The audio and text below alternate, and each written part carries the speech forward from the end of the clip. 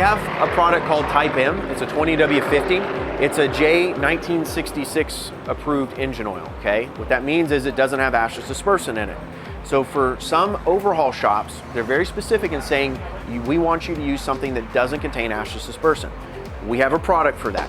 There's a lot of other overhaul shops that will say you can use XC from break-in to overhaul. And we have a lot of data. We did a bunch of testing way back in the old ECI days in San Antonio with them to prove out that XC can be used from break-in to overhaul, okay? So we have products for both ends. For those that are very dead set on not wanting to use something that contains an ashless dispersant, we have Type M.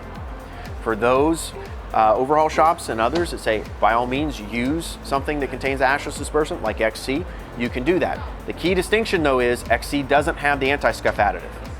So meaning that with anti-scuff, you can inhibit the break-in. So you don't want to use Victory for any break-in operation. You use that post break-in. That's the key. Same thing for service bulletins and the service information. If you look at the way those are written, they explicitly say for break-in, you don't want to use that. Answer your question? Yeah, I mean, I've always heard you use a straight 50 weight. You can do that too. Yep, so some folks prefer straight grade, and again, we don't ever want to go afoul of what your engine overhaul shop may be saying. What does Lycoming suggest?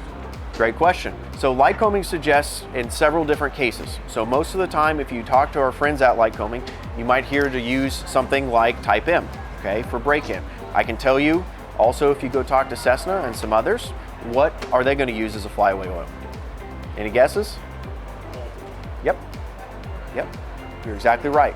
So I'll also tell you too, if you go down, you're at Oshkosh, right? Feel free to go down and talk to Continental too and see what they say as far as for break-in. So the biggest thing is you're going to want to go back to whatever the service bulletin is going to say, okay? That's the most important thing. And the same thing goes for your overhaul shop, because a lot of times they're going to put a warranty associated with that overhaul, right? So you don't want to run afoul of that. You invested a lot of money.